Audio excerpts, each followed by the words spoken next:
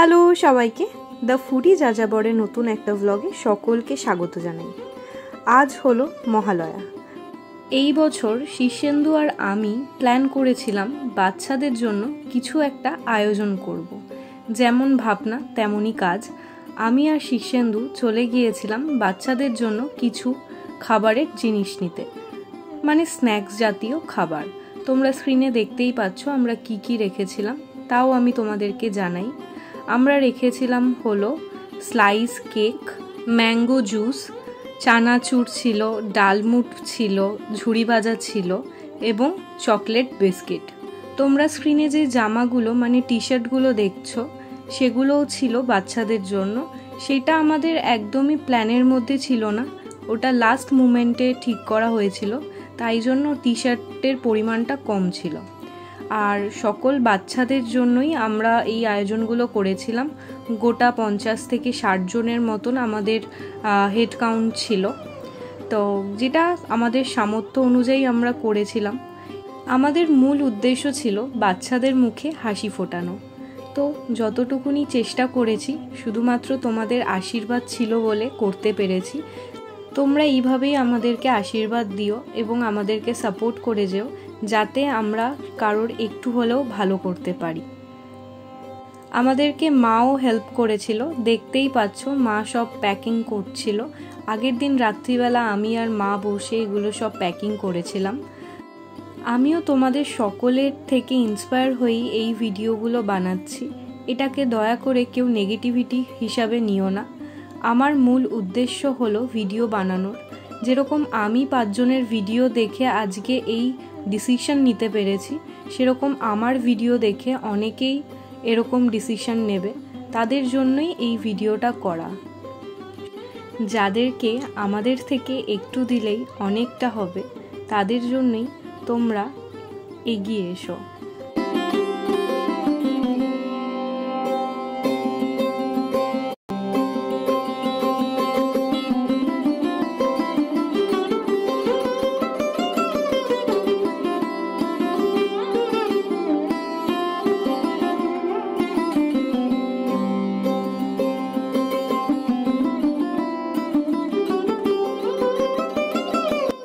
মহালয়ার দিনকে সকালবেলা এইভাবেই আমি আর শীর্ষেন্দু বেরিয়ে পড়েছিলাম। শীর্ষেন্দু ছিল ক্যামেরাতে।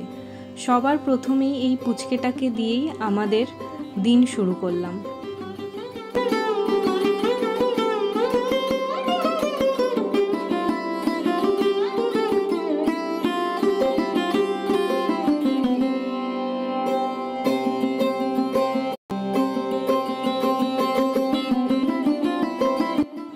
আমাদের কাছে সব থেকে বড় পাওয়া ছিল ওর এই হাসিটা। এই হাসি মুখটা দেখার জন্যই আমরা এই সিদ্ধান্ত নিয়েছিলাম।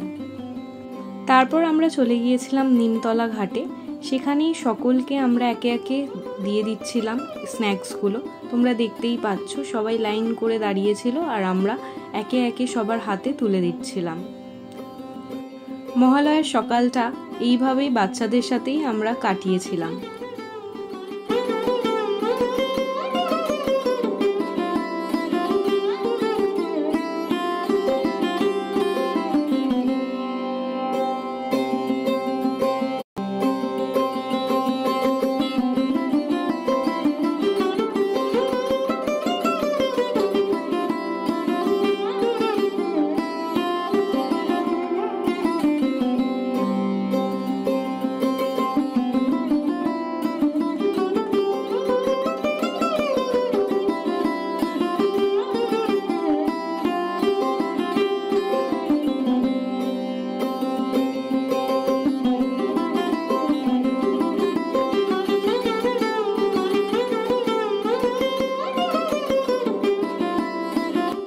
এই বছরের মহালয়াটা অন্য বছরের তুলনায় একটু অন্যরকমভাবেই গেল। অনেকটা ভালোবাসা নিয়ে আমরা এগিয়েছিলাম এই পদক্ষেপে। তোমরা এইভাবেই আমাদেরকে সাপোর্ট করো আর এইভাবেই আমাদেরকে আশীর্বাদ করে যেও, যাতে আমাদের কিছু দিয়ে অন্যদের মুখে অনেকটা হাসি ফুটিয়ে তুলতে পারি। অনেক ধন্যবাদ আমার ভিডিওগুলো দেখার জন্য। পুজোটা খুব সুস্থভাবে তোমরা কাটিও। দেখা হচ্ছে নতুন একটা ব্লগে। শুভ শারদিয়া।